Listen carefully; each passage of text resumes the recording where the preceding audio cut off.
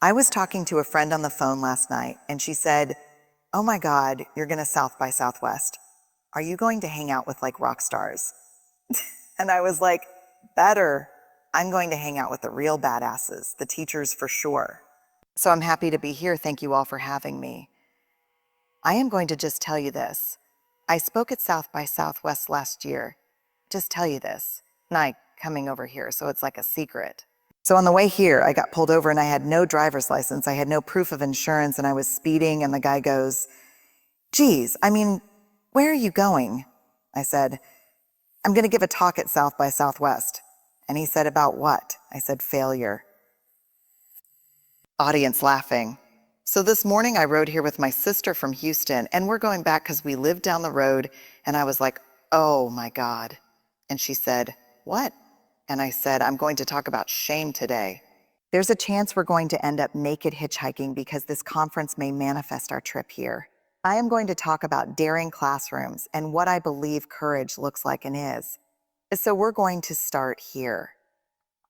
So I am sitting on about 200,000 pieces of data that I've collected over the last 15 years, and one of the questions I've had from the beginning of my career was simply this: is courage the willing to show up and be seen, even when we can't control the outcome? Is courage something that's inherent in us, or is it something that we can teach and develop in people and ourselves? And so as both a social worker and a teacher, this is my 21st year in the classroom. Yeah, I am very quick to call bullshit when someone says you can't teach something. My first question was, "Oh, we can't really teach empathy. You have it or you don't. You can't teach courage. You either have it or you don't." I'm like, let me talk to a group of teachers about that, because to me, it's questionable. So what I've learned in the last couple of years is you can absolutely teach courage. You can develop it in yourself and you can develop it in others. And it basically boils down to 4 skill sets: vulnerability, clarity of values, trust, and what I call rising skills. The ability to get back up when we fall, when we experience setbacks and failures. It's interesting because I didn't think rising skills or resilience was going to be on this list, but as it turns out, the most courageous men and women I've interviewed over the past 15 years talk about their courage only being possible because they know how to get back up when they inevitably fall. And one of the things that's true is that if you're brave enough often enough, you will fall. It's not a question if you might fall, you will. By definition, if you're brave in your classrooms, in your life, with your partners, with your kids, with the people you care about, if you're brave, you're going to get hurt. I mean, the brokenhearted are the bravest among us because they had the courage to love, right? Audience applauding. And so we have to learn how to get back up. So here's what I want to talk to you about today. I'm going to talk to you a little bit about vulnerability. Verse 10, I told him, I was like, "I'm ready to do my talk. I need 7 hours. I just need to be with my people for a long stretch." What I'm actually to talk to you about today is the number one thing that gets in the way of developing courage and building courageous classrooms. We're going to start with vulnerability, and then I'm going to talk to you about shame. And I'm going to tell you why I decided to talk about shame today. Because I feel really comfortable with you, and I think you're a fearless group of people. And I don't think we can pretend that this is not getting in the way. I don't think we can say this is not happening in homes. This is not happening in the environment we live in right now. This is part of the landscape, and it's become worse over the last 6 months. And so I want to talk about it. But let's start with vulnerability, and let's start with the willingness to be vulnerable. The willingness to really show up and let people in. How many of you were raised to believe that vulnerability is weakness? Most of us. Here's what I can tell you, and I'll challenge you. Yell up if you can think of something. I cannot find in 200,000 pieces of data a single example of courage that was not completely defined by vulnerability. Let me challenge you. Can you think of one courageous thing that you have seen someone do in your life that did not require vulnerability? That did not require uncertainty, risk, and emotional exposure? I cannot. I find zero evidence. And let me tell you, I've stood in front of a group like this of special force military people.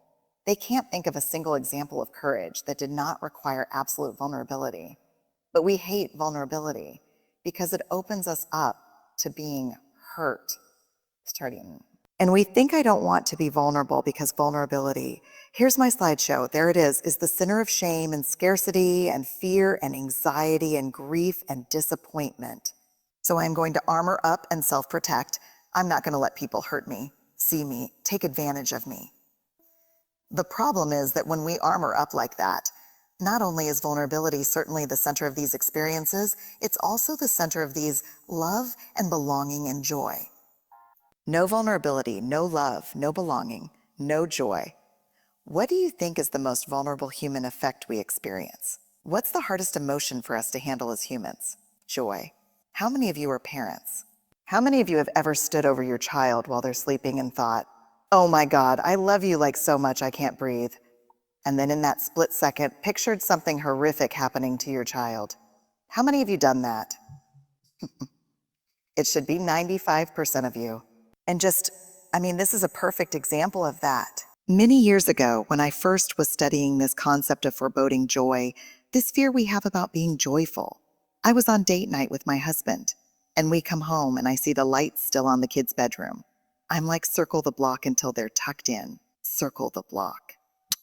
So we go, we get some like TCBY yogurt or something, we come back, everyone's tucked in. I'm like, okay, this is awesome, let's go. And I remember we parked our car on the curb by our house and we're walking in, and the song on the radio, when we got out of the car, it was like one of my favorite songs, Little River Band, Indistinct. Friday night, it was late, I was walking you home, we got down to the gate, and I was dreaming of the night, and I remember like, oh my God, this is like amazing. And we were holding hands, I go, oh my God. And he's like, what's wrong? And I was like, do you ever think like someone's gonna jump out from behind the bushes and shoot us down? And he's like, no, did you see somebody? And I said, no, I'm just saying, like when things are going really well, you're waiting for like that to happen. Yes or no? Audience, yes. And he's like, no. And I was like, yeah, because here's the thing. I would hope the babysitter would come out and like move us so the kids didn't find us. And he's like, oh my God, Breen, no. And I'm serious. And I don't even think on the list. It was like, I should put like a hole. Like if you need to call us, if we get killed in the front yard, like something. So they know to call my mom and keep the kids in the house. And he goes, I'm guessing date night's over. I'm like, oh, hell yeah, date night's over. I'm like, we got to come up with a list, a plan. But am I alone in this? Audience, no.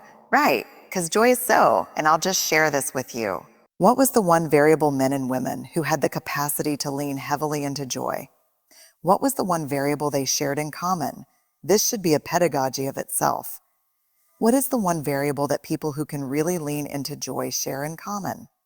It is part of vulnerability, but it's actually a practice, gratitude.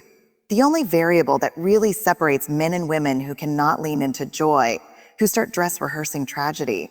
And the reason we dress rehearse tragedy is so we can beat vulnerability to the punch.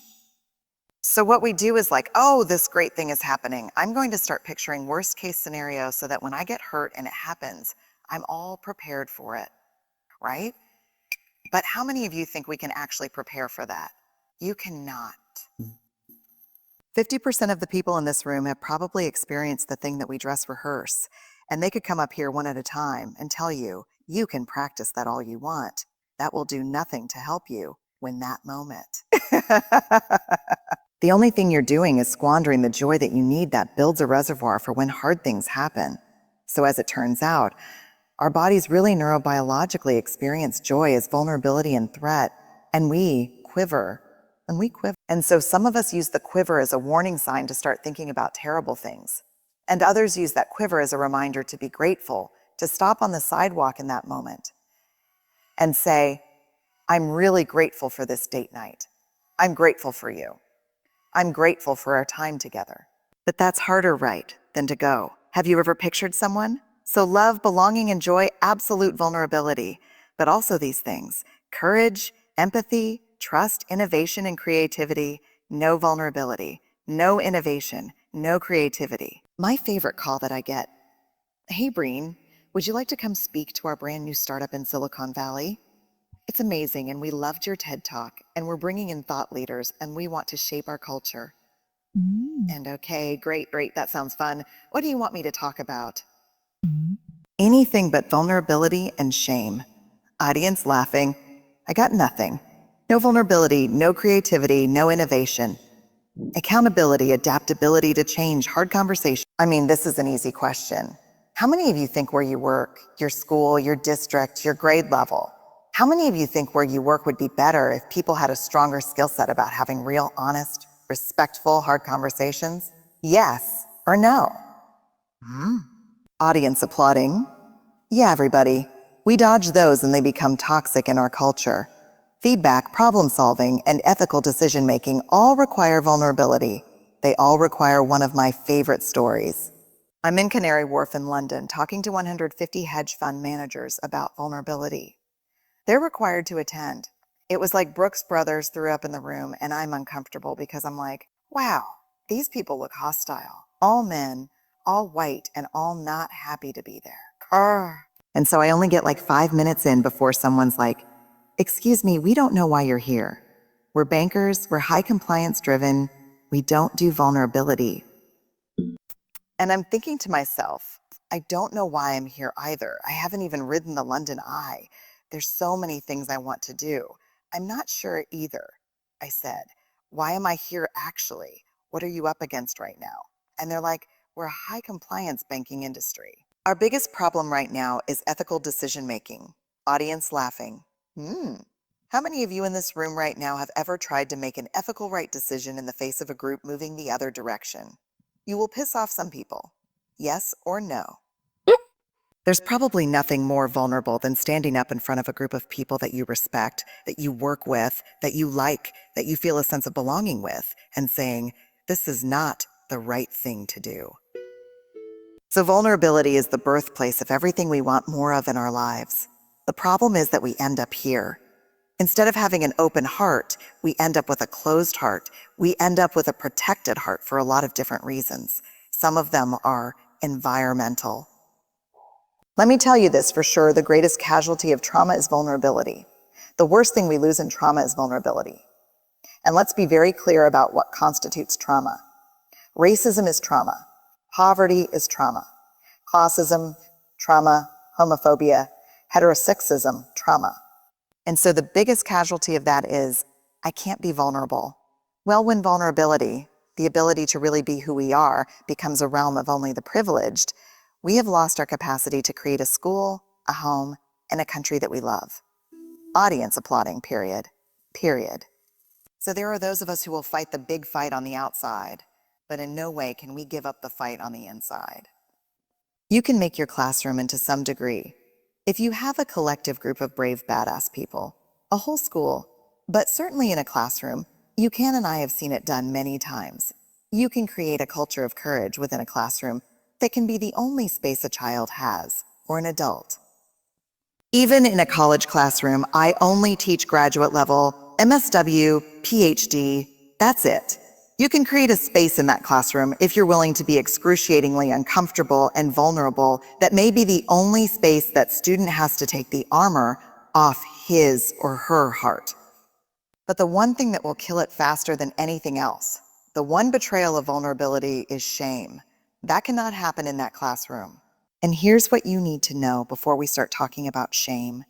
85% of the men and women I've interviewed over the last 15 years can remember a shaming incident at school that was so devastating it forever changed how they thought of themselves as learners. So let's do this. Raise your hand if you're in here and you can think about something that happened to you in school that changed how you thought of yourself.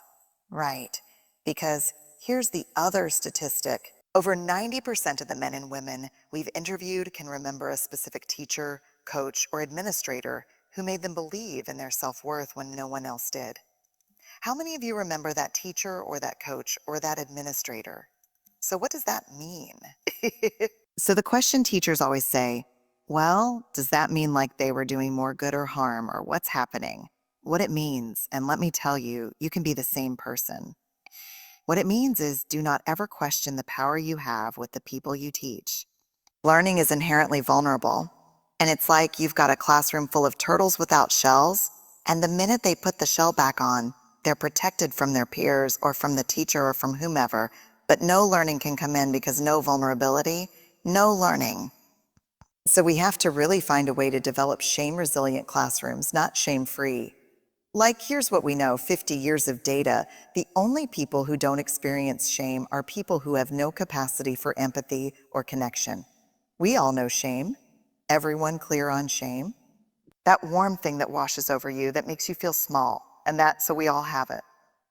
And as long as we have a capacity for connection, shame will always be a real thing in our lives. Because shame is the intensely painful belief that there's something about us that makes us unworthy of love and belonging. For children, especially in lower school, probably through about 5th grade, shame is literally the threat of being unlovable. Sally's experience is this: if Sally's self-talk is the meanest, nastiest, most rotten teacher ever, awesome.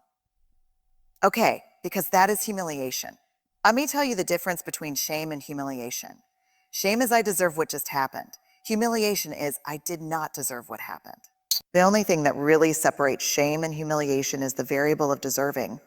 So if Sally is saying, oh my God, you're the most hideous thing ever, and I did not deserve that, awesome. If Sally's self-talk is, I'm so stupid, did I do that? Here's the danger, and here's why humiliation is better than shame. Because as a primary caregiver, as another teacher, as someone Sally trusts, she will not tell me if she experiences that as shame because there's no news. What is she going to convey? I got called stupid.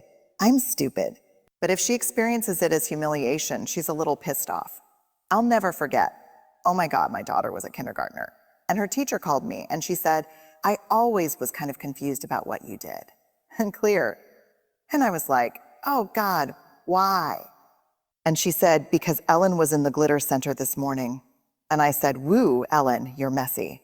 And she sat straight up and she said, I may be making a mess, but I am not messy. Audience laughing. I was like, oh my God, I've been marked by the hole. Would that spread like wildfire across teachers, yes or no? Yeah, they're like Breen Brown. She's crazy. Make sure you add a lot of stuff in there when you're like, yeah. But that's what we told our kids. Like, look, if you burn down the school, there are going to be some consequences, but no matter what happens, no name calling at all. Not at school, not in this house, not with each other.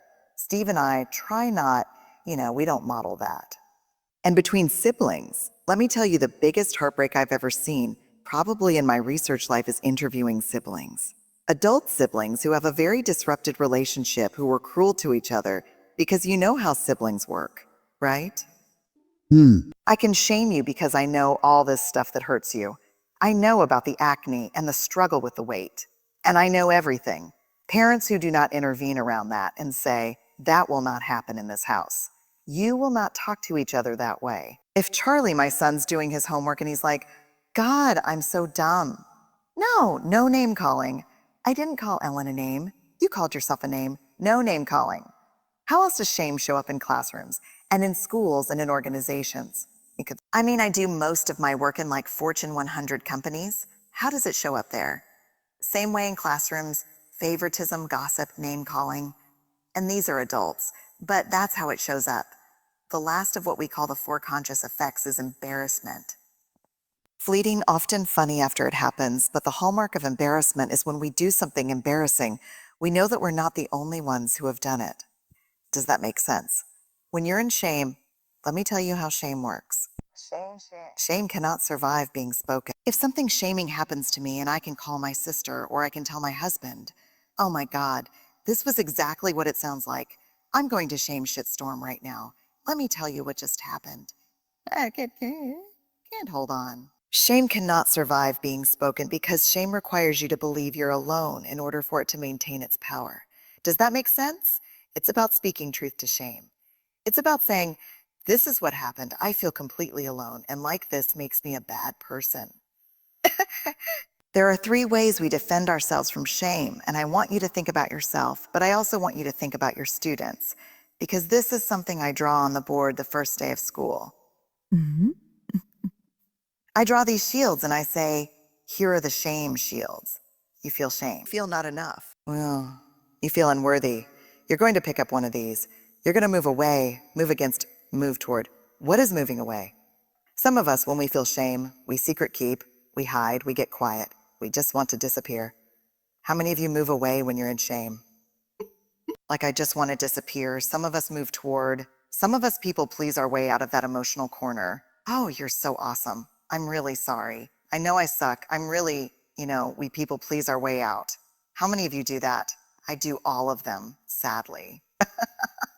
And then there's moving against, which is my favorite shield and the most destructive. And that is using shame and anger to combat shame and anger. You want to dance? We'll dance. You want to do this? We'll do this. We'll totally do this. And I will emotionally annihilate you. And in the process, my self-worth and my authenticity will be just devastated because I will walk away thinking, oh my God, who was unleashed in there? But let me ask you this. You hand a project back. How many of you thinking about this concept can literally see kids picking up these shields? How many of them pull their hoodie on, slump down? My daughter wore a hoodie all through middle school. We live in Houston. It's like 100 degrees. And finally, at some point I was like, oh, what's that? She's like, no, ma'am. This is my invisibility cloak from Harry Potter.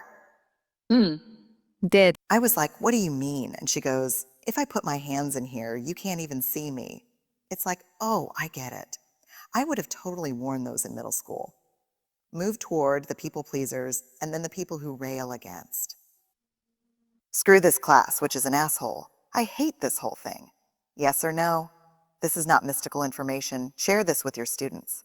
Take a picture of this thing with your phone and put it up on your class and just say, hey, when we feel bad about ourselves, when we go into shame, these are the shields we grab. The problem is when you're holding this, you can't learn and I can't see you. So let's talk about putting these down. This is the conversation. What is the antidote to shame? Is empathy.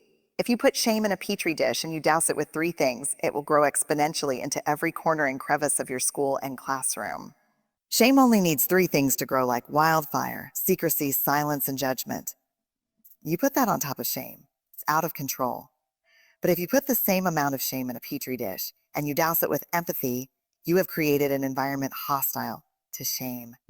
Shame cannot survive. It can't survive empathy because empathy is what? Empathy is me too. And if you don't think you're alone, you can't stay in shame. This is my favorite work on empathy. It's Teresa Wiseman's work is perspective taking. It's staying out of judgment, recognizing emotion and communicating it, and staying mindful. And I'm going to end with this perspective taking. The whiter, straighter, more Judeo-Christian, middle class you are, the less good you are at this. I mean, that's me too. Sorry for all of us, but you know why? Because we weren't raised with critical awareness. We weren't raised with parents pointing out, hey, where are the white folks on that show? Because all the folks were white on ha-ha. Like my parents did not point that out. And so when we talk about perspective taking, that is about taking the perspective of others, and that's where we have to become listeners and ask, what did this mean for you? What was this like for you? And our answer, the number 1 exacerbator of shame in conversation? Empathic failure. When a child says to you or your partner says to you, I'm in shame about this, and you go back and say, no, it's good. It's not a big deal. I promise. That's empathic failure. Tell me why this was so painful. Tell me why this was so painful. Well, it was painful because in my family, when you say this, people believe this. This is where we have to become the learners. Let me look at my time. It says 0. What if I just assumed that meant I'm just starting? Audience cheering. I just love. You know why I'm going to tell you when I'll say this. I know this is going to be recorded and I'll get emails about it, but it's worth it. People ask me all the time, like, what's your goal in your life? I was like to make the world a braver place. If you had one opportunity, what would be the most effective impact you could ever do? I said, if I could get in front of every teacher in the world and we could have real conversations about shame, about vulnerability, about courage, because I think the revolution will not be televised, it will be in your classrooms. That is where this will happen, 100%. You are working on the hardest edges of love, and my invitation to you is there's a lot of hate out there right now. Yes or no? Audience, yes. My invitation to myself as well, because I'm not good at this right now, is every time you hear something hateful or someone's talking about hate, try to switch out the word for pain. Try to think about pain.